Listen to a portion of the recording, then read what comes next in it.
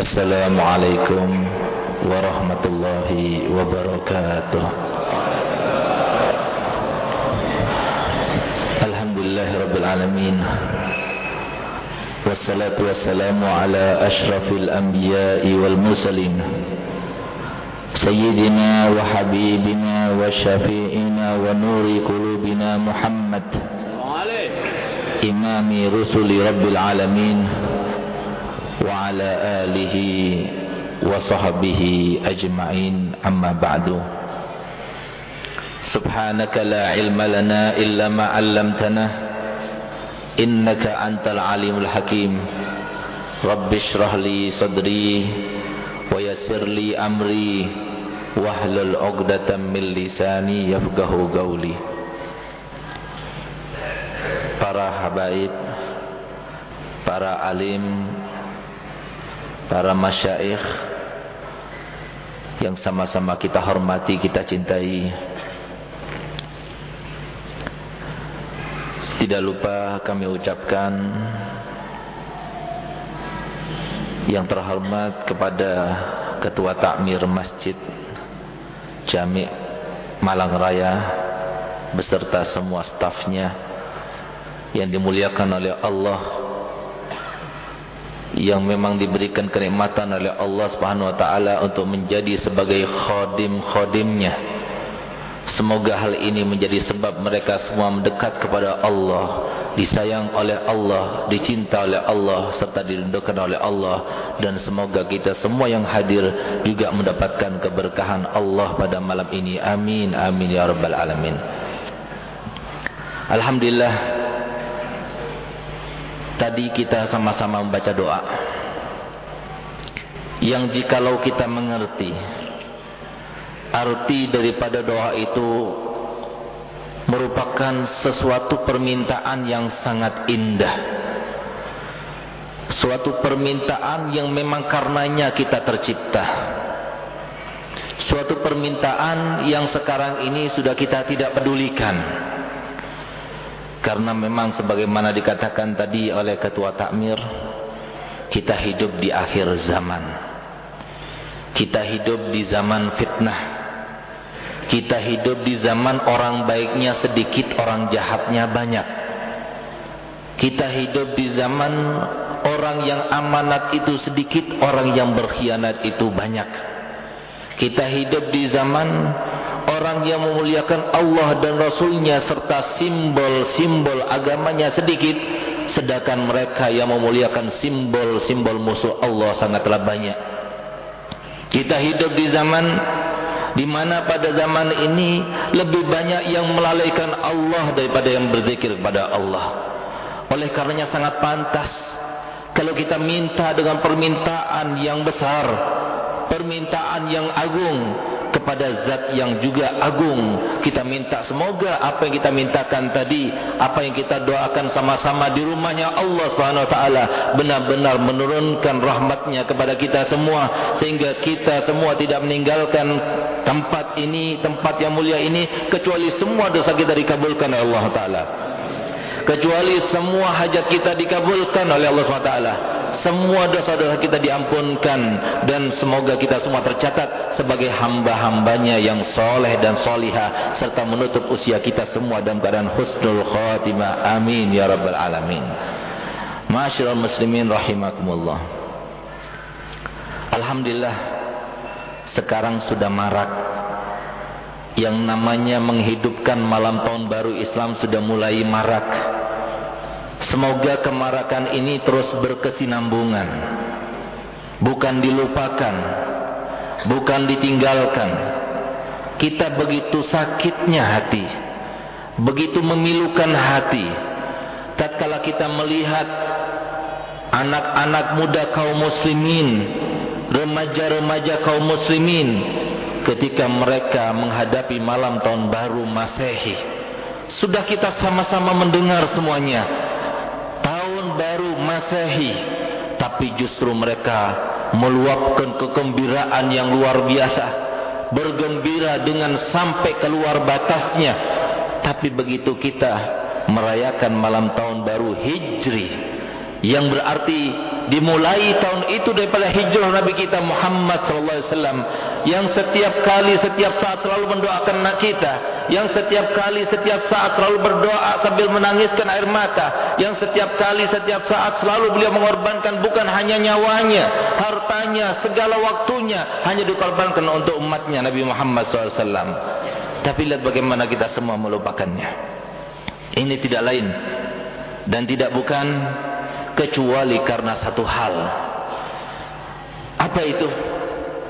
Karena kita tidak lagi sudah mengenal syariat agama Islam ini. Karena kita sudah tidak mau lagi atau enggan untuk mempelajari ilmu syariat ini. Karena kita sudah dengan sengajanya kita tidak mau mendengar lagi yang namanya siapa Nabi Muhammad, bagaimana sejarahnya Nabi Muhammad, bagaimana akhlaknya Nabi Muhammad, bagaimana doa Nabi Muhammad untuk umatnya, sudah kita tidak pedulikan lagi. Bagaimana kita tidak katakan demikian? Tatkala ada pengajian-pengajian agama yang kita undang datang ke tempat itu dalam keadaan gratis tanpa membayar, tapi justru yang datang sedikit. Tapi tatkala undangan-undangan setan itu disebarkan di mana-mana, bahkan dengan uang mereka itu mau membayarnya. Ini kan luar biasa. Kenapa demikian? Kenapa kita berbeda dengan di zaman era para sahabat, di zaman era para tabi'in, di zaman era para ulama yang salafun saleh terdahulu? Kenapa demikian? Karena tidak ada lain, karena kita tidak punya ilmunya. Kita semua sudah mengenal, kita semua sudah tahu pepatah yang berkata tak kenal maka tak sayang. Itu pasti. Kenapa dikatakan pepatah itu? Karena setiap manusia itu selalu belajar daripada apa yang dipandangnya, selalu belajar daripada apa yang didengarnya. Bayangkan anak-anak kita para hadirin, setiap hari setiap saat yang didengar adalah televisi, yang dilihat adalah sinetron, yang jelas-jelas kita semuanya tahu dan tidak memungkiri bahwasanya itu adalah hasil daripada konspirasi orang-orang barat. Bagaimana mereka tidak menjadi rusak semacam ini? Kalau dulu belum ada televisi saja, kaum muslimin 10 tahun yang lalu sudah rusak, apalagi zaman sekarang ini.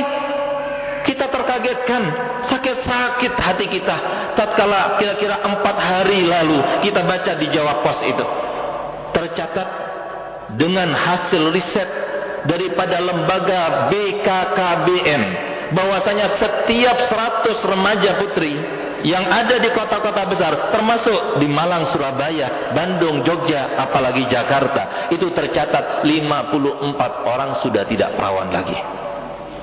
Tanggung jawab siapa? Jangan hanya kesian tatkala meletus itu yang namanya Gunung Merapi. Jangan hanya kita tertegun tatkala melihat adanya tsunami baik yang di Aceh maupun yang di Mentawai.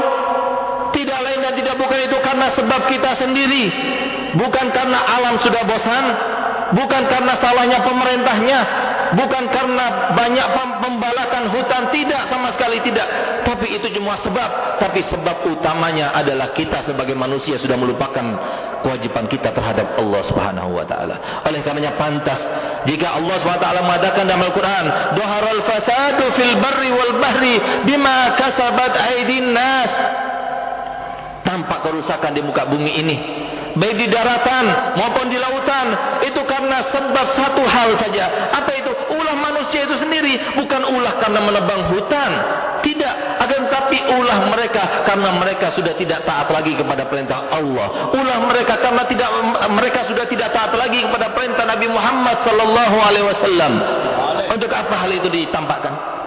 Coba lihat bagaimana Allah sangat mulianya kepada kita, sangat kasih sayangnya kepada kita, sehingga pantas jika Allah SWT sudah mengatakan dalam Al-Quran, "Ma farratna fil kitabi min syai'."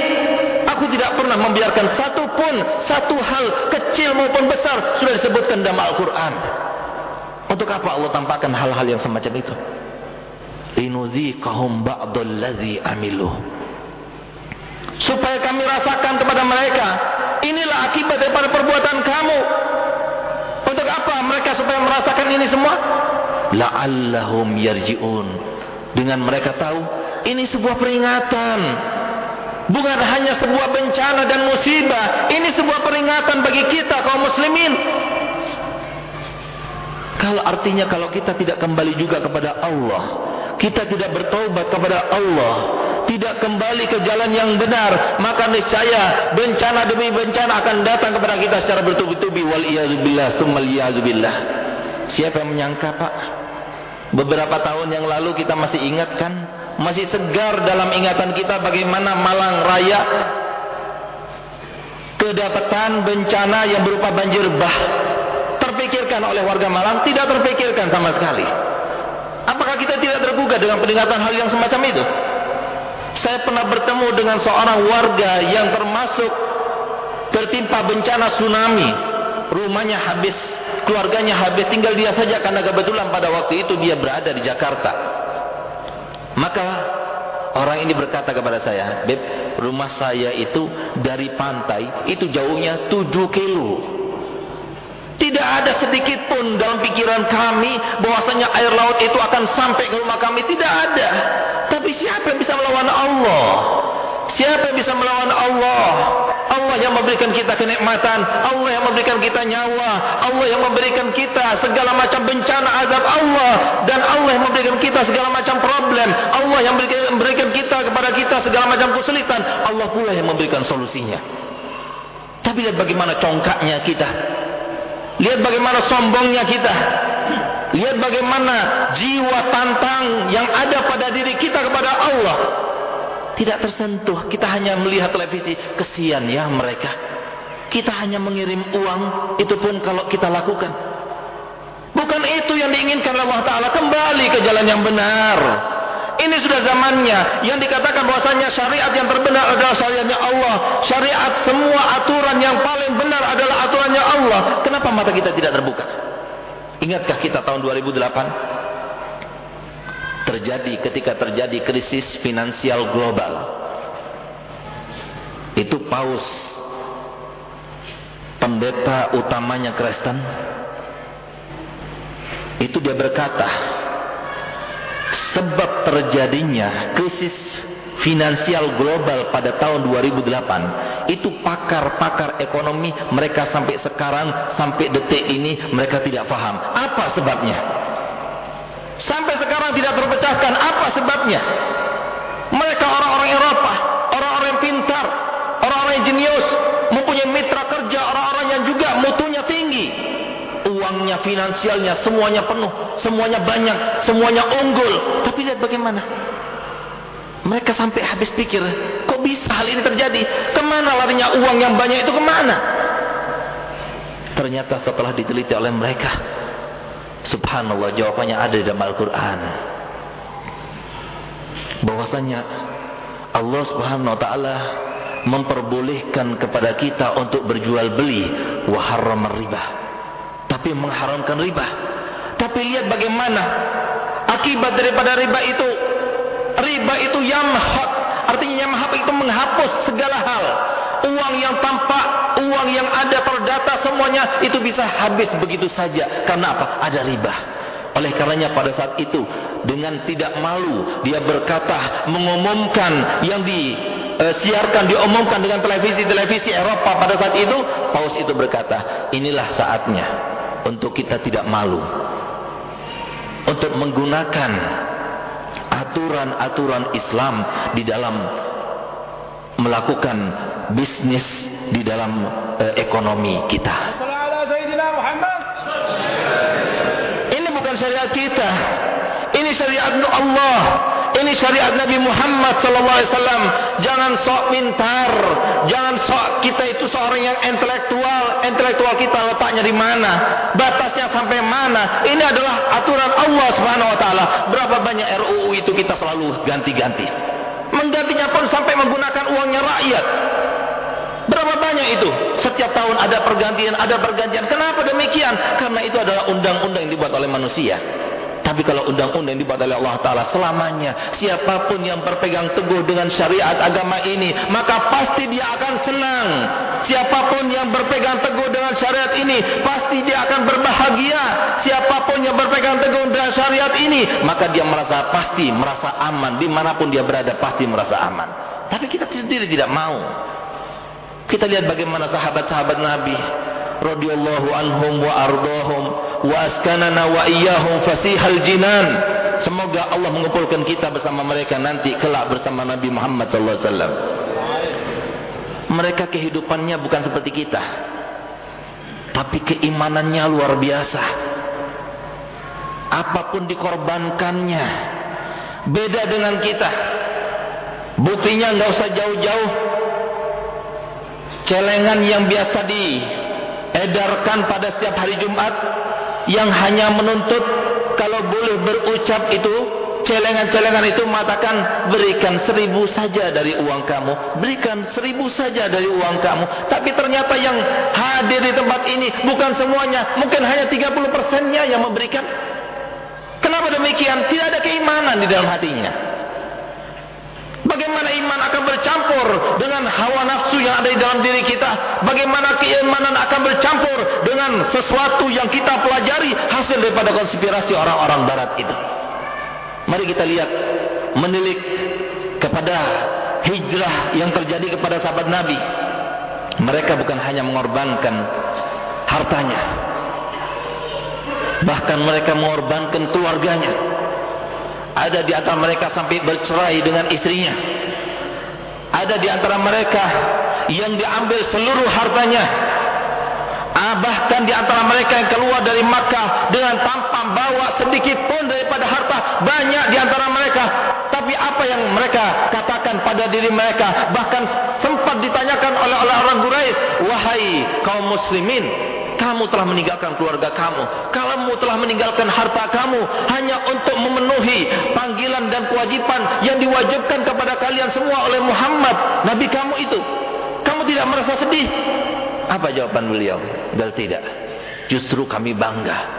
Walaupun kamu tidak sisakan bagi kami sepeser pun dari uang kami, kami akan bangga.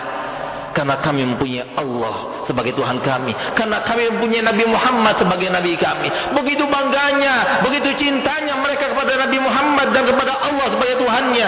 Kenapa demikian? Karena keimanan berada di dalam hati kita. Kalau kita yang sekarang ini yang hadir, yang sudah tua-tua, yang paling tidak kita sudah berkeluarga, pas-pasan semacam ini, apa yang terjadi pada kita? Terkadang kita terkecoh dengan godaan setan, hawa nafsu dan sebagainya. Padahal kita dulu masih ingat kan? Habis subuh kadang-kadang kita hadir pengajian. 1 minggu itu pasti kita hadir pengajian. Bayangkan para hadirin. Bayangkan para hadirin. Sekarang anak-anak kita itu belajar di sekolah-sekolah umum tersebut tanpa mengenyam sedikit pun daripada sekolah-sekolah agama. Bagaimana kira-kiranya mereka 10 tahun lagi? Pantas kalau sekarang ini sudah umur 14 tahun, 16 tahun sudah banyak yang menjadi WTS. Baca, buka. Jangan kita tidak membuka koran. Baca juga, nggak ada masalah. Supaya kita ambil ibrah, ambil pelajaran. Seminggu lalu di Probolinggo, alhamdulillah bukan di Malang, itu ada seorang anak remaja perempuan, umurnya masih 14 tahun. Dia itu belajarnya bukan di sekolah umum. Saya tidak mengatakan bahwasanya ini adalah sebuah anjuran supaya tidak sekolah umum, tidak. Tapi raihlah gelar setinggi-tingginya, raihlah. Tapi ingat bahwa tujuan kita ini adalah akhirat. Itu semua itu adalah untuk urusan dunia, sedangkan urusan akhirat kita itu adalah agama, ilmu syariat ini. Saya tidak menganjurkan bahwasanya supaya tidak masuk ke dalam sekolah-sekolah umum, tidak. Saya sendiri sampai sekarang saya masih mengejar doktor. Saya sudah baru sebulan lalu saya diangkat dan diresmikan sebagai S2 MHI. Saya bangga dengan hal yang semacam ini karena bisa melebarkan sayap saya untuk berdakwah. Bukan berarti kita tidak belajar kepada di dalam sekolah-sekolah, tidak belajar, tapi jangan lupa ini akhiratnya. Bagaimana mereka bisa mengerjakan sholat kalau mereka tidak belajar bagaimana apa seluk-beluk sholat itu? Bagaimana mereka kita harapkan nanti nak kalau sudah besar aku harapkan menjadi anak yang berbakti kepada saya. Bagaimana dia akan berbakti, dia tidak tahu caranya. Bagaimana kita harapkan nanti di masa yang akan datang dia berguna bagi agamanya, berguna bagi keluarganya, kalau sebelum itu dia sudah terperosok ke dalam narkoba dan lain sebagainya. Kenapa mereka orang beriman itu tidak mau berbuat maksiat? Karena tahu bahwasanya setelah kehidupan ini ada kehidupan. Bukan hanya kehidupan di dunia ini, tapi ada kehidupan setelah kehidupan ini, yaitu kita akan bertemu dengan Allah Subhanahu wa taala, wa huwa ahkamul hakimin. Oleh karena ini adalah salah satu daripada contoh. Dia bukan sekolah di sekolah SMP negeri, tidak, tapi MTS. Ini kan sangat mengkhawatirkan. Bukan di SMP negeri, tapi madrasah di sanawiyah. Pakai jilbab kalau belajar. Artinya sudah islami. Tapi lihat bagaimana perangainya. Suatu waktu dia keluar beserta pacarnya, pergi ke ladang jagung, kemudian dia berbuat di tempat itu, tiba-tiba kepergok sama orang kampung. Waktu kepergok lagi begituan, telanjang bulat semuanya. Dan subhanallah, ini perempuan bawa yang namanya kondom. Dari mana dia belajar kondom? Artinya dari sebelum-sebelumnya sudah banyak pengalaman dengan hal ini. Tidak memilukan hati kita. Kalau semua terjadi kepada anak kita yang perempuan itu bagaimana? Ini adalah seorang wanita remaja yang belajar di MTS. Tanggung jawab siapa? Oleh karenanya para hadirin, jangan sampai kita terkecoh kepada bisikan setan, godaan setan yang memang Allah SWT sudah mengutarakan dalam Al-Quran. Inna syaitana ya'idukumul faqrah. Camkan baik-baik ucapan Allah SWT, firman Allah SWT ini. Sesungguhnya setan selalu mewanti-wanti kalian dengan kefakiran. Selalu dikatakan, kalau anak kamu itu mondok saja, kalau anak kamu itu sekolah di madrasah saja, tanpa ada ijazah dan sebagainya, nanti masa depannya jadi apa? Ini kan sudah kita terkecoh semua. Berarti ini setannya sudah berhasil. Inna syaitana ya'idukumul faqra. Sungguh yang namanya setan selalu menjanji-janjikan kalian dengan kefakiran. Awas loh, kamu nanti jadi fakir. Awas loh, kamu nanti jadi fakir. Masa depan kamu nanti bagaimana? Saya jadi teringat salah satu anak didik kami, yang terkadang kita seharusnya mengambil suatu ibrah, pelajaran dari siapapun juga, walaupun dia anak kecil. Ini ada salah satu anak didik kami, umurnya masih 8 tahun. Dia rumahnya di Jawa Tengah, tapi punya nenek di Jakarta. Neneknya orang kaya. Pada waktu bulan Maulid, dia pulang ke Jakarta. Akhirnya neneknya bertanya, "Cuk, kamu belajarnya di mana?" "Saya belajarnya di pesantren." "Loh, kok di pesantren? Nanti kalau besar kamu jadi apa? Masa depan kamu bagaimana?" Tapi lihat subhanallah jawaban daripada anak yang berumur 8 tahun ini. Ini anak umur 8 tahun. Tapi lihat bagaimana Allah mengeluarkan hikmah dari mulutnya. Apa kata beliau? "Nek, itu restoran punya nenek?" "Iya." "Hotel itu punya nenek?" "Iya." "Itu hasil jerih payah nenek atau itu dari warisan dari kakek?" "Gal tidak, itu hasil jerih payah nenek itu." "Terus nenek dulu lulusan apa?" Subhanallah, saat itu dia teringat. Dia katakan, "Iya ya, SR saja saya tidak lulus dulu." Coba lihat, kok mau kita dibodoh-bodohin? Oleh karenanya kalau memang benar apa yang dikatakan oleh setan itu, maka kita katakan juga, sebenarnya kalau kita melihat kepada masa depan, maka kita harus tahu masa depan kita itu ada 3 hal. Supaya kita paham, terkadang kita itu terkecoh. Bayangkan Pak, kalau seumpama benar apa yang dikatakan oleh setan, oleh iblis itu dan kroni-kroninya, berapa sih yang kita keluarkan, investasikan untuk anak itu sampai menjadi S1 atau S2? S1 saja. Itu tidak kurang dan tidak lebih dari uang sakunya, uang bayarnya, sekolahnya, walaupun sudah ada bos sekarang ini, itu kira-kira 30 juta kira-kira. Uang sakunya, uang sekolahnya, uang semesternya, sampai dia mendapatkan gelar S1, itu 30 juta. Tapi lihat apa kenyataannya Pak. Cuci otak kita, buka otak kita, biarkan kita melihat kenyataan yang ada. Berapa banyak sekarang ini CPNS di Kota Malang yang sudah ditutup sekarang sudah. Berapa banyak di kota-kota yang lain CPNS itu dibuka. Berapa yang diterima, berapa yang ditolak. Yang subhanallah pernah terjadi di kota saya Pasuruan.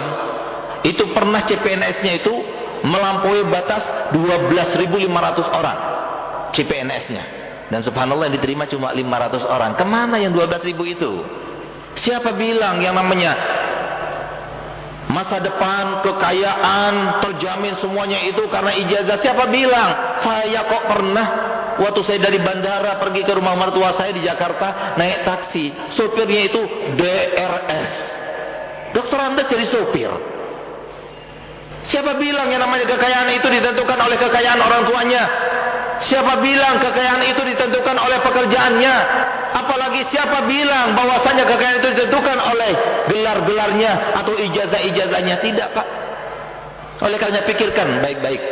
Kalau memang kita memikirkan anak kita, masa depan anak kita, mari kita pikirkan sama-sama. Bukan hanya masa depan anak kita, tapi masa depan kita sendiri. Masa depan yang pertama saya mau tanya, Pak, siapa yang bisa menjamin, Pak, masa depan kita nanti tatkala kita meninggal dunia ini? Apakah kita meninggal dunia dalam keadaan husnul khotimah atau su'ul khotimah? Saya mau tanya, siapa di antara kita yang terpikirkan di dalam benaknya bahwasanya bagaimana masa depan kita nanti? Apakah kita meninggal dalam keadaan su'ul khotimah atau husnul khotimah? Yang jangan pun kita orang pas-pasan sampai kita lupa kadang-kadang apa yang terjadi, terserah apa yang terjadi nanti. Padahal itu adalah sesuatu yang sangat menakutkan, di mana Nabi Muhammad SAW bersabda, innamal a'malu bi khawatimiha. Sesungguhnya penentuan kita itu orang baik atau tidak itu bukan sekarang, bukan pada masa lalu, bukan pada masa yang akan datang, tidak, tapi nanti lihat akhirnya. Lihat bagaimana kita akhirnya. Apakah kita bisa menjamin? Ada dua contoh yang kebetulan saya minta maaf. Kebetulan saya baca di Jawa Pos tahun 2000 dan tahun 2004 ini. Dan kebetulan yang saya baca ini warga Malang. Saya nggak tahu apa rahasianya kok warga Malang yang ada itu. Dua-duanya warga Malang. Saya tidak menakut-nakuti, tapi hanya saya membaca sesuai dengan fakta. Yang pertama, tahun 2000 itu saya baca di sekelumit Jopos itu sebutkan ada seorang kakek-kakek, umurnya sudah 72 tahun. Dia meninggal di lokalisasi WTS tepat ketika dia berada di atas perut si WTS tersebut. Siapa yang bisa menjamin? Kita yang semacam ini, siapa yang bisa menjamin? Sayyidina Abu Bakar Siddiq selalu menangis, Sayyidina Umar bin Khattab selalu menangis, para sahabat Nabi yang begitu dekatnya dengan Nabi Muhammad, yang banyak keimanan, penuh dengan keimanan, justru bukan tambah merasa aman, justru mereka tambah merasa takut kepada Allah Subhanahu wa taala. Mereka itu sahabat yang 10 sudah dijamin dengan masuk surga oleh Nabi Muhammad, tapi justru sahabat yang 10 orang yang paling takut, sahabat yang paling takut kepada Allah, merekalah. Sayyidina Muhammad pernah bersabda, Abu Bakar fil jannah, Umar fil jannah, Utsman fil jannah, Ali bin Abi Thalib fil jannah, Sa'id bin Zaid fil jannah. 10 orang semua disebutkan dalam satu hadis. Tapi lihat bagaimana di antara sahabat Nabi yang paling takut adalah mereka 10 orang itu. Sehingga kalau Sayyidina Abu Bakar Siddiq, apa yang bisa kita ambil pelajaran dari beliau? Sedikit saja. Ambil salah satu contoh yang mungkin bisa kita tiru bersama-sama daripada Sayyidina Abu Bakar As-Siddiq radhiyallahu anhu warḍah waskanahu wa iyyakum fatihal jinan, di mana beliau itu setiap saat dari zamannya Nabi Muhammad masih hidup, beliau selalu mengambil 3 kerikil batu taruh di mulutnya. 3 kerikil batu selalu taruh mulutnya, tidak pernah dikeluarkan dari mulutnya kecuali ketika akan tidur, kecuali ketika akan makan, kecuali ketika akan berbicara, dan itu pun harus diseleksi oleh beliau. Kalau bicaranya itu penting baru dikeluarkan, setelah berbicara langsung dimasukkan ke dalamnya. Kenapa beliau demikian? Mungkin kalau ada orang semacam ini di zaman sekarang ini, maka dikatakan, oh ini orang gila.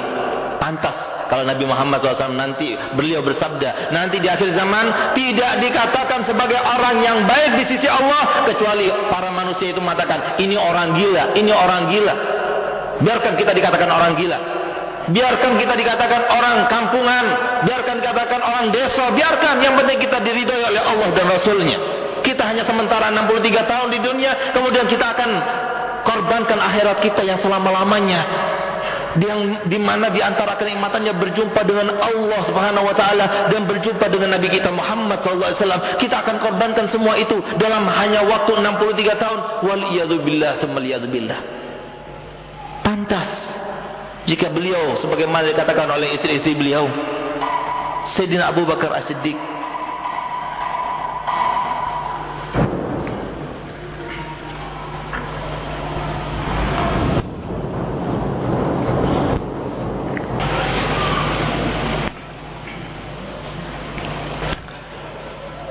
pantas jika istri-istri Sayyidina Abu Bakar Siddiq beliau berkata setelah meninggalnya beliau sallallahu alaihi wasallam, setelah beliau menggantikan posisi daripada Nabi Muhammad sallallahu alaihi wasallam, hampir dikatakan setiap malam ketika beliau melaksanakan salat tahajudnya, beliau menangis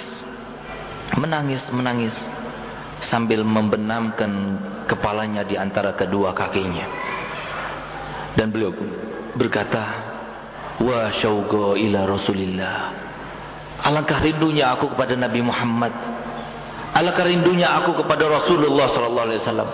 Hampir dikatakan setiap malam.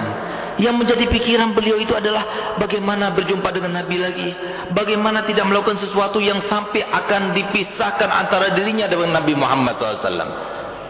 Kita lihat bagaimana Sayyidina Umar bin Khattab, hingga di ujung matanya itu sampai ke bawah itu ada tanda yang tidak bisa dihilangkan, begini nanti tidak bisa dihilangkan, agak ke dalam. Kenapa? Dari saking banyaknya menangis kepada Allah Subhanahu wa taala. Ini beliau yang setelah menjadi khalifah, tapi beliau dengan kesederhanaannya tidur di bawah, sehingga tatkala datang utusan-utusan daripada kabilah-kabilah Arab, maka di saat itulah kebetulan beliau baru bangun tidur, sehingga tampak pada badannya itu bekas-bekas daripada tempat tidurnya yang sangat tidak layak untuk seorang khalifah. Sehingga apa? Gelia Sayyidina Umar, kamu tidur di tempat yang semacam ini.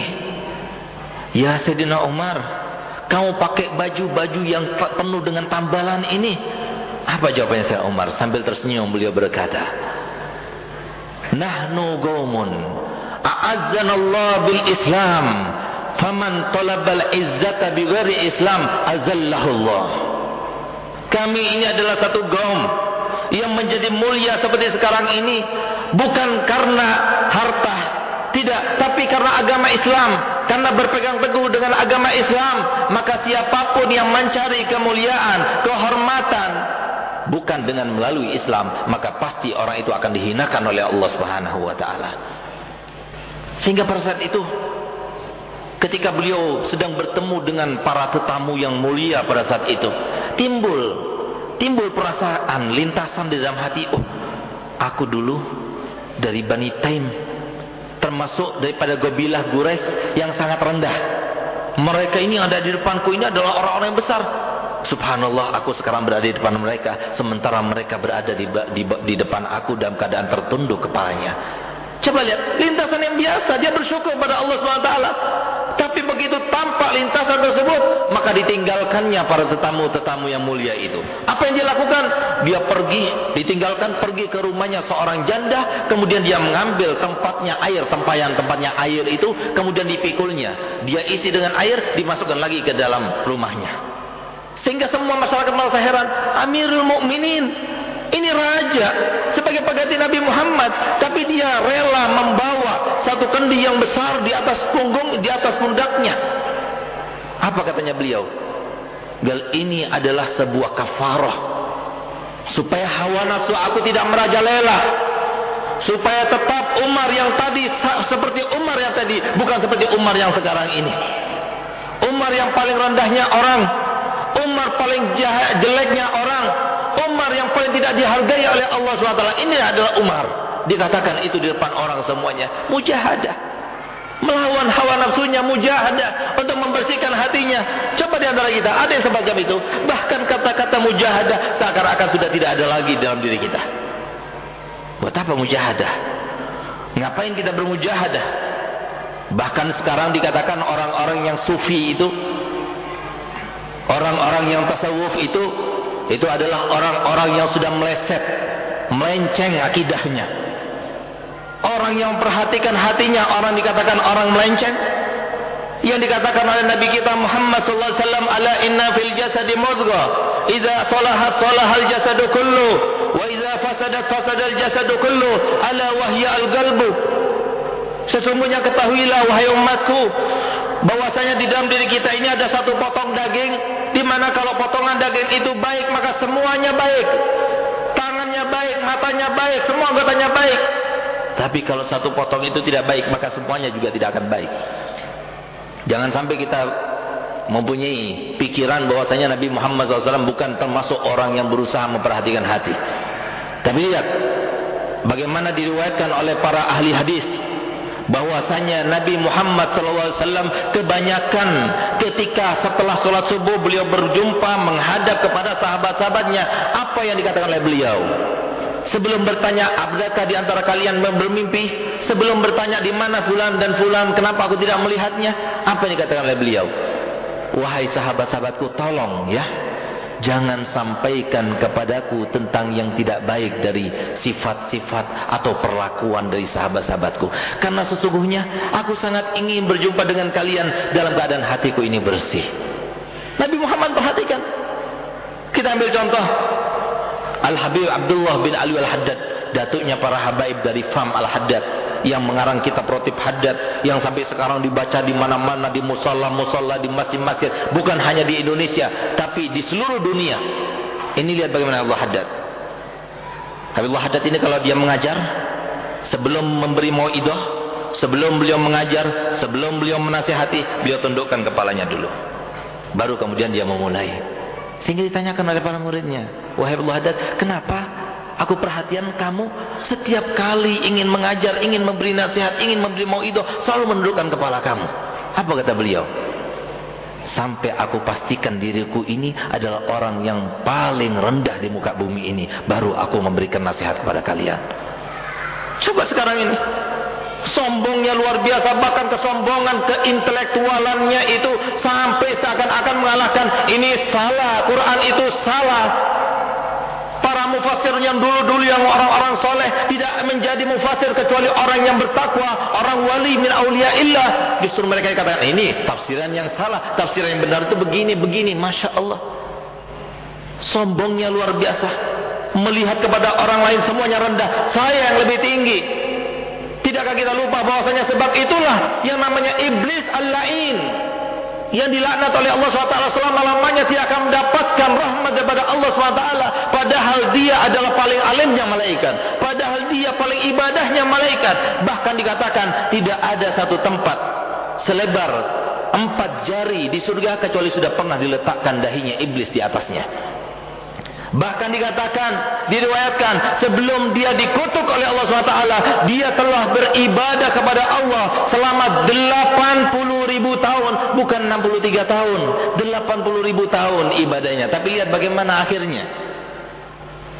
Kenapa kita tidak merasa takut kepada su'ul khatimah atau husnul khatimah? Lihat bagaimana iblis sudah beribadah 80.000 tahun, tapi akhirnya dia menjadi musuh Allah nomor 1. Tapi akhirnya sampai walaupun dia masih hidup sekarang ini, tapi sudah diharamkan oleh Allah Ta'ala untuk mendapatkan rahmatnya.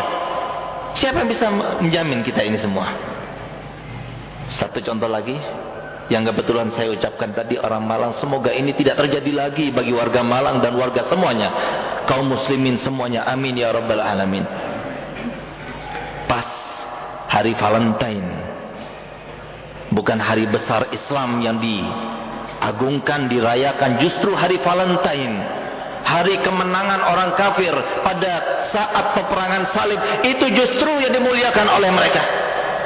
Ini orang kakek-kakek nggak tahu diri, memang sih umurnya baru 58 tahun, tapi sudah punya istri cucu, sudah punya anak cucu. Dia berjanjian dengan seorang WTS, katanya di situ, sebelum pergi ke tempat kejadian, maka sebelumnya dia mampir di apotik untuk membeli pil biru, katanya. Nggak tanggung-tanggung, dia minum pil birunya bukan 1 tapi 2. Kebetulan dia itu mungkin ada penyakit jantung, lagi berbuat begitu, kejang-kejang meninggal dunia. Siapa yang bisa menjamin? Siapa yang bisa menjamin kita ini nggak menjadi seperti itu? Jangan kita katakan bahwasanya, oh sekarang saya ahli masjid, saya pakai imamah, saya pakai serban sekarang ini. Belum tentu. Iblis itu 80.000 tahun beribadah, tapi lihat bagaimana akhirnya.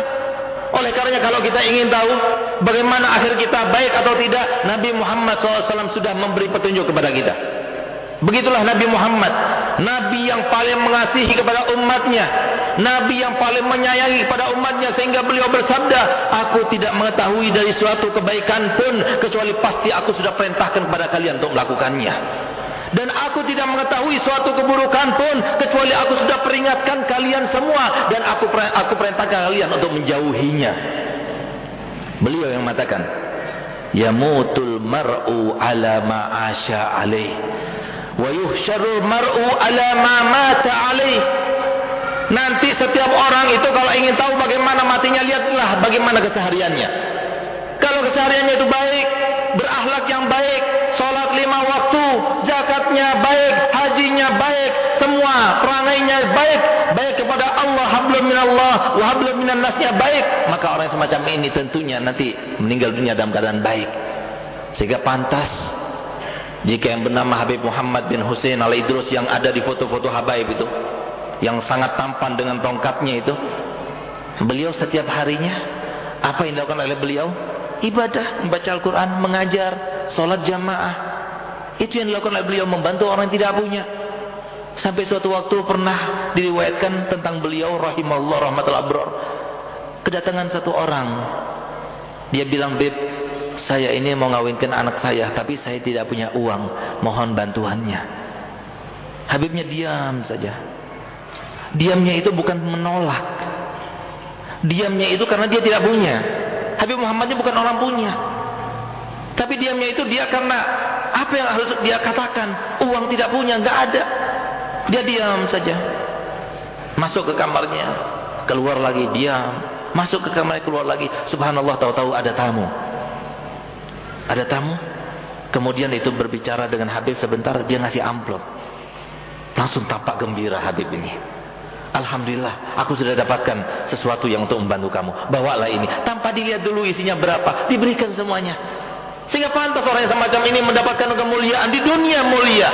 Dia dimuliakan Allah Ta'ala semenjak di dunianya. Sehingga sangat jelas banyak warga Surabaya, terutama yang di Sasa itu sangat tahu pada suatu waktu beliau sedang mengajar begini, tiba-tiba lampunya mati.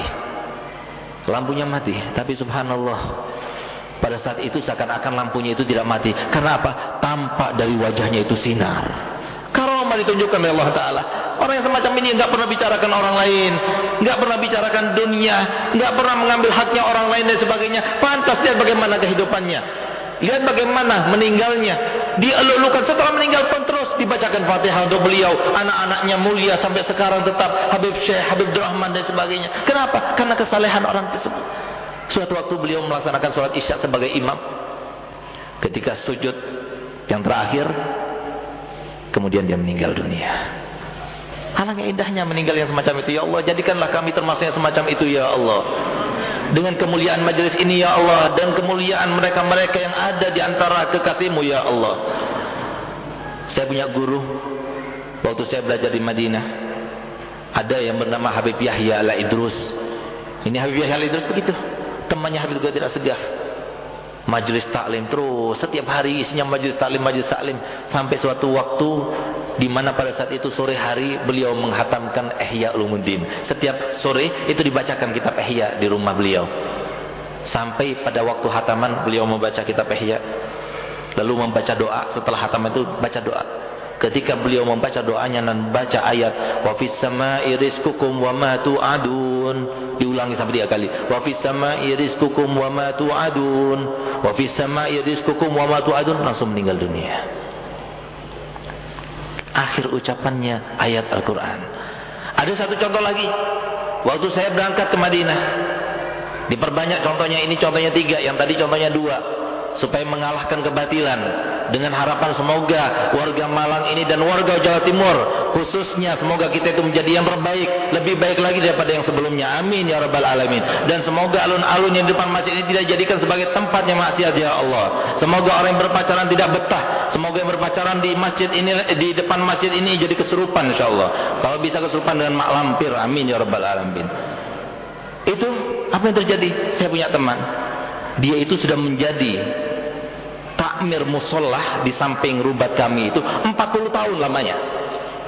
Semoga yang terjadi kepada beliau takmir masjid di masjid ini juga bernasib seperti beliau ini. Tapi lihat bagaimana perkataan beliau.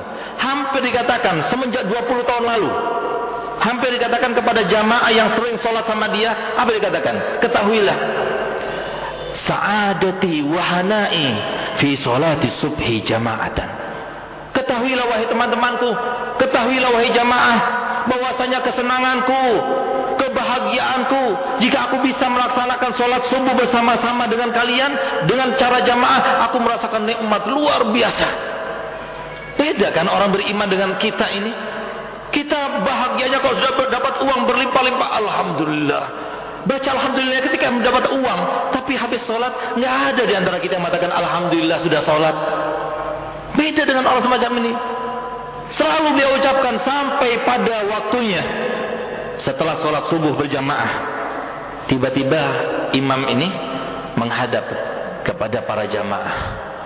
Lalu beliau berkata, demi Allah, hingga kini, sampai sekarang ini, yang aku rasakan adalah anna sa'adati wa hanai fi sholati subhi jama'atan. Sampai sekarang ini aku rasakan yang namanya kebahagiaanku, kesenanganku kalau aku bisa melaksanakan sholat subuh bersama kalian dengan cara jamaah, itulah kesenanganku.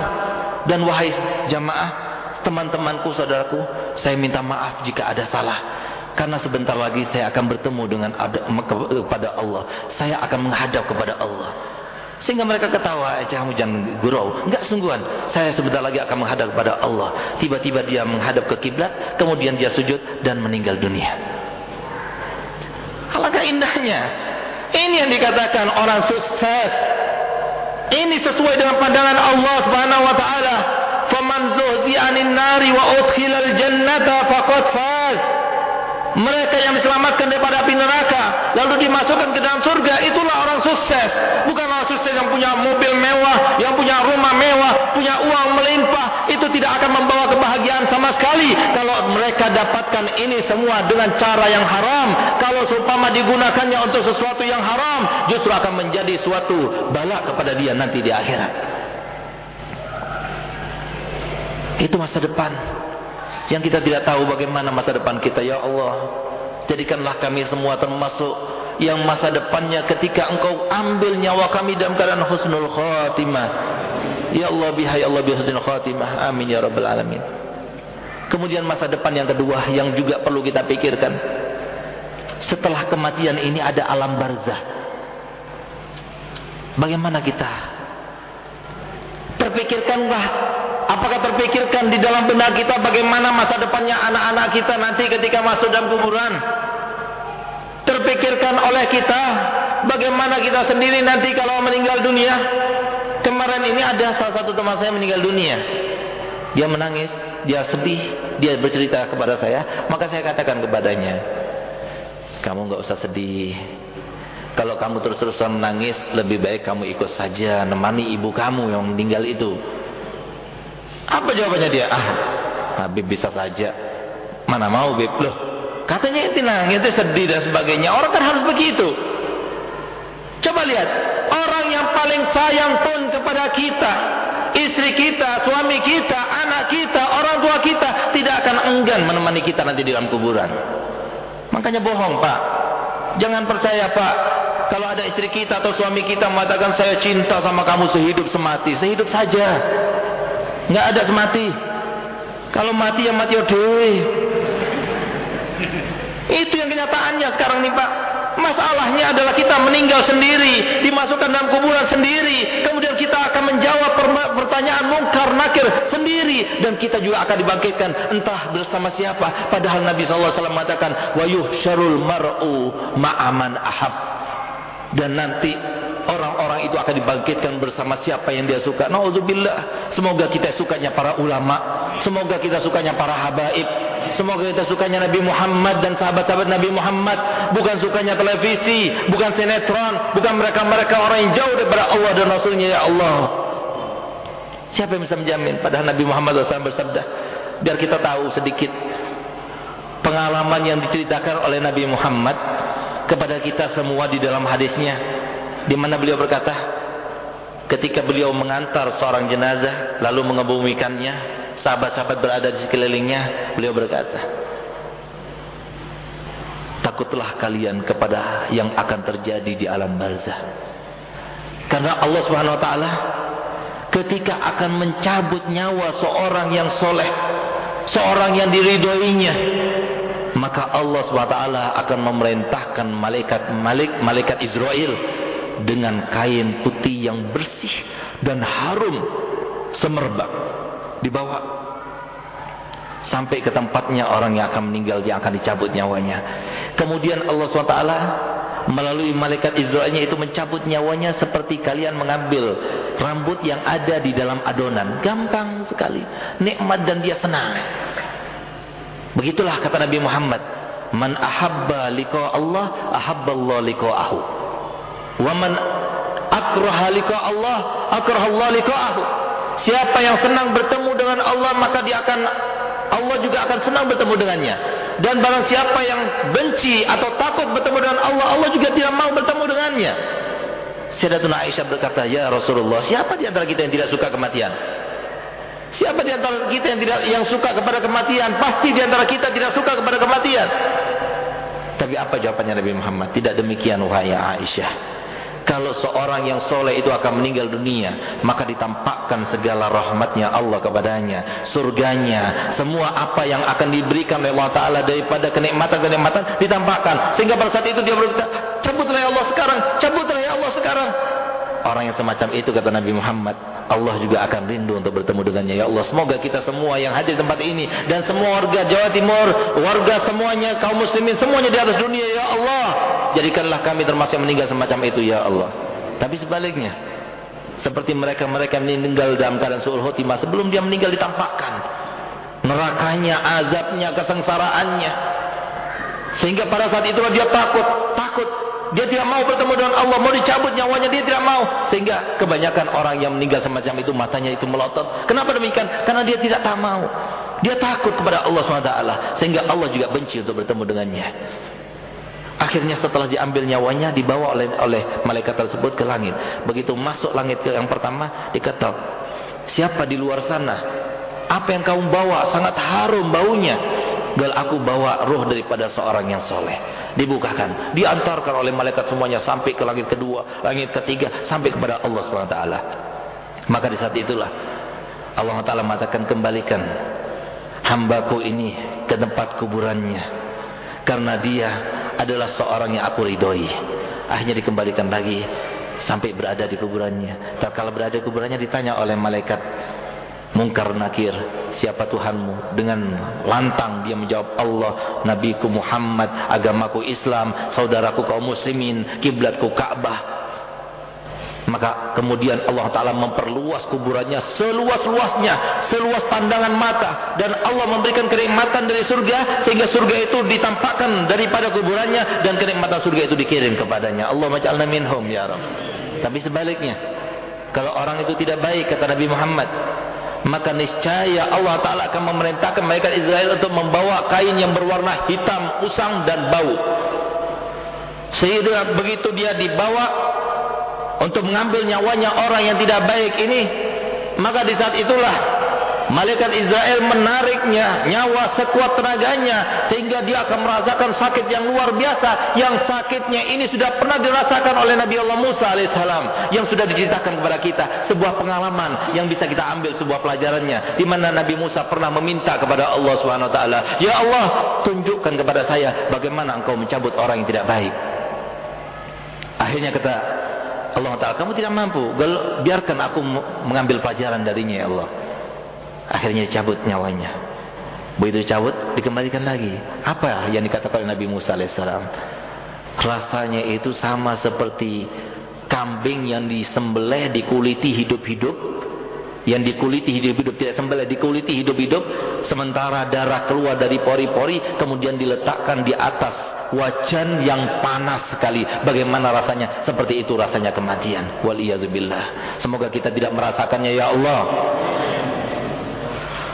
Kemudian masa depan yang akhir adalah kita nanti di mana? Siapa yang bisa menjamin kita ini ahli surga? Nabi sudah tidak ada. Siapa yang bisa menjamin kita ini termasuk ahli surga? Untung kalau istri. Tidak ada jaminan seorang selama masih hidup untuk masuk surga kecuali seorang wanita. Kadang-kadang kita sebagai laki-laki iri loh pada perempuan. Perempuan di dunia bisa dijamin untuk masuk surga. Kita nggak ada jaminan. Walaupun kita berbakti kepada orang tua, walaupun kita jihad fisabilillah, belum tentu kita dapat jaminan masuk surga. Tapi kalau perempuan bisa dapat jaminan masuk surga. Bagaimana caranya? Jadi istri yang solihah. Dan kalau bisa milih, mati sebelum suaminya. Masalahnya kita tidak bisa memilih. Kenapa? Nabi Muhammad SAW bersabda, ayyumam ra'atin matat wa zawjuha anharadin dakhalatil jannata ayyataha sya'at. Siapapun perempuan yang meninggal dunia sementara suaminya masih hidup dan ridho kepadanya, maka yang namanya surga yang delapan itu akan dibukakan untuknya. Terserah masuk yang mana saja, terserah. Alangkah enaknya, alangkah beruntungnya. Dan insya Allah bu, kalau ibu meninggal duluan sebelum suaminya, insya Allah nggak ada suami yang tidak ridho. Pasti ridho. Bahkan mungkin dikeraskan suaranya, saya ridho kepada istri saya, walaupun dalam hatinya mengatakan sebentar lagi juga saya kawin lagi. Mending biarkan itu rasa tidak ada lagi. Setelah jadi pocong mungkin ada cemburu lagi, nggak ada lagi bu. Tapi lihat bagaimana kenikmatan yang dianugerahkan oleh Allah Ta'ala kepada perempuan ini. Begitu dia mendapatkan ridhonya suami, saat itulah maka dia akan mendapatkan jaminan dengan masuk surga. Semoga kita mendapatkan itu semua, walaupun kita sebagai laki-laki. Amin, amin ya rabbal alamin. Tapi sebaliknya, jadi kita sebagai laki-laki, Pak, saya minta maaf. Saya katakan kepada kita semuanya yang hadir ini, sebagai suami, sebagai bapak, sebagai kakek, jangan salahkan para istri itu. Kalau sekarang banyak istri yang durhaka, jangan salahkan para remaja-remaja putri kita sekarang ini. Kalau mereka itu sesuai dengan apa yang disabdakan Nabi Muhammad SAW kepada para sahabatnya. Kaifa antum, kata Nabi Muhammad, bagaimanakah kalian idza ra'aitum idza fasaqa syababukum wa taghanisaukum, bagaimana kira-kira kalian kalau seumpama remaja putra kalian menjadi rusak, menjadi orang-orang yang berbuat dosa-dosa besar, dan bagaimana kalau perempuannya juga demikian. Sahabat merasa heran, afa yakunu dzalika ya Rasulullah, apakah itu akan terjadi wahai Rasul? Wa asyaddu minhu sayakunu, lebih daripada itu akan terjadi. Apa itu? Kaifa antum idza ra'aitumul munkara ma'rufa wal ma'rufa munkara, bagaimana kalau kamu melihat suatu kemungkaran kebaikan, suatu kebaikan justru dilihatnya sebagai kemungkaran. Afa yakunu dzalika Rasulullah wa asyaddu minhu sayakunu, lebih daripada itu akan terjadi. Kaifa antum idza umirtum bil munkari wa nuhitum 'anil ma'rufi, bagaimana kira-kira kalian kalau pada saat itu kalian diperintahkan untuk berbuat kemungkaran, sementara kalian dilarang untuk berbuat kebajikan? Bagaimana kira-kira kalian? Ini zamannya sekarang ini. Jangan salahkan mereka, Pak. Salah utamanya bukan mereka, tapi kita sendiri. Kenapa tidak dibawa ke pengajian? Kenapa tidak dimasukkan ke pesantren-pesantren? Kenapa tidak dienyamkan mereka kepada madrasah agama? Kenapa? Tahu. Kalau orang tahu pasti dia akan berusaha untuk menjauhi sesuatu yang tidak tahu. Nggak mungkin, Pak, yang namanya orang yang dikatakan sebelumnya, nak, ini adalah racun isinya, jangan diminum. Kira-kira diminum apa tidak? Nggak bakal diminum. Kenapa? Dia tahu ini racun. Begitu pula kita, bagaimana kalau anak-anak kita tidak tahu? Mungkin dia akan berpacaran, akan berzina, dan bahkan dia merasa bahwasanya pacaran dan zina itu bukan sesuatu yang dosa. Saya sudah praktekkan, Pak. Saya bikin riset di anak asuh saya pilih 100 putri yang ketika masuk ke pondok dia sudah masuk di jenjang SMA. Saya ingin bikin riset, saya ingin tanya kepada mereka bagaimana menurut mereka sebelum masuk pondok. Apa hukumnya jilbab? Apa hukumnya pacaran? Apa hukumnya sholat 5 waktu? Ternyata 85% di dalam menjawab tiga-tiganya itu dikatakan yang namanya jilbab itu tidak wajib. Wajibnya itu kalau ke pengajian katanya. Masya Allah. Pacaran itu tidak dilarang, yang dilarang itu berzina. Kalau pacaran nggak apa-apa. Sholat 5 waktu itu nggak wajib. Nanti kalau sudah kawin baru wajib. Masya Allah. 85%. Tanggung jawab siapa ini? Tanggung jawab kita sebagai orang tua. Oleh karenanya mari kita sama-sama dengar hadis Nabi, di mana supaya kita tahu bahwasanya istri kita, anak kita merupakan amanat daripada Allah kepada kita. Apa sabda Nabi SAW, awwalu ma yata'allaqu birrajuli ahluhu wa waladuhu. Pertama kali yang akan bergelantungan memintai pertanggungjawabannya itu adalah keluarganya dulu, istrinya dulu, anaknya dulu. Mereka semua akan menjadi musuh kita nanti. Apa yang diucapkan oleh mereka, apa yang dituntut oleh mereka, Nabi SAW sudah menjelaskan jauh sebelumnya. Apa itu? Kata Nabi Muhammad, mereka akan berkata, ya Rabbana hud haqqana minhu fa innahu la yu'allimuna ma najhalu wa kana yut'imunal haram wa nahnu la na'lamu. Ya Allah, ambillah hak kami dari orang ini, karena sesungguhnya kami sekarang berada di neraka karena orang ini tidak mengajari aku tentang apa yang wajib aku ketahui ketika di dunia dulu. Dan ketika aku di dunia dulu, orang ini selalu memberikan makanan-makanan yang haram kepada aku, selama itu aku tidak tahu bahwasanya itu adalah haram. Oleh karenanya mari pada malam yang mulia ini, di rumah yang mulia ini, di antara orang-orang yang mulia ini, mari kita sama-sama berdoa kepada Allah Ta'ala, bermunajah kepada Allah Ta'ala, meminta kepada Allah Ta'ala, ya Allah, wahai Tuhan kami, pandanglah kami dengan kekasih, dengan rasa rahmat-Mu ya Allah, dengan rasa kasih sayang-Mu ya Allah. Ya Allah, kami adalah hamba yang banyak berdosa ya Allah, sangat jauh daripada syariat kekasih Muhammad SAW ya Allah.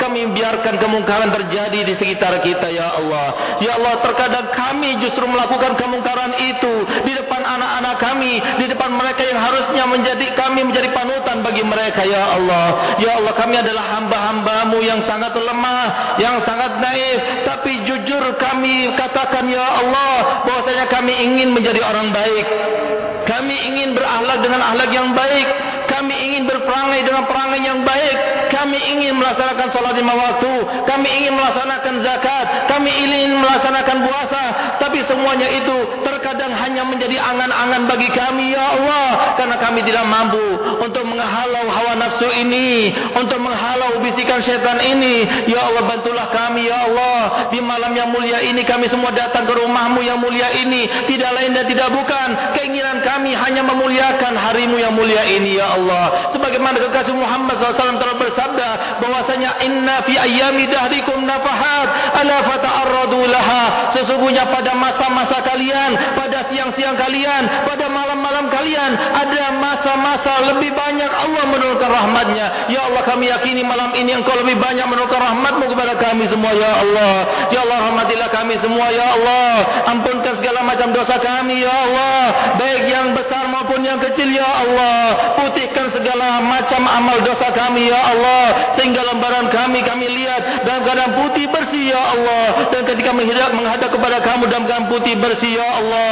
Ya Allah, bersihkanlah hati kami semua dari segala macam noda dan dosa, dari segala macam penyakit-penyakit hati yang menjadi suatu panutan, yang menjadi suatu titik di mana pada saat itu, di saat yang sangat semua orang tidak takut pada saat itu, justru orang yang punya hati yang bersih, justru yang merasa aman, yang merasa tentram, yang merasa mendapatkan kenikmatan, yang merasa mendapatkan kebahagiaan dari-Mu ya Allah. Bersihkan hati kami. Engkau berkata dalam Al-Quran, yauma la yanfa'u malun wala banun illa man atallaha biqalbin salim. Ya Allah, kami punya harta, kami punya anak, tapi Engkau katakan anakmu, hartamu tidak berguna pada saat itu, tapi yang berguna adalah yang mempunyai hati yang bersih. Ya Allah, jadikanlah hati kami bersih ya Allah. Hilangkan segala kesombongan kami ya Allah, hilangkan sifat iri dengki kami ya Allah. Robalah semuanya dengan rahmat, robanya semua dengan rawadu, robanya semua dengan rendahan hati, dan jadikanlah semua akhlak kami yang semula tidak baik ya Allah,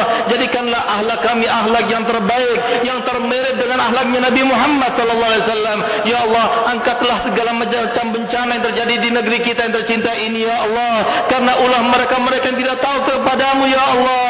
Pasti yang namanya kekasih-Mu tetap ada di antara kami. Berkat kekasih-Mu yang ada di muka bumi, yang ada di sekitar kami ya Allah, kami minta angkat segala macam bencana ini ya Allah, angkat segala macam penderitaan ini ya Allah.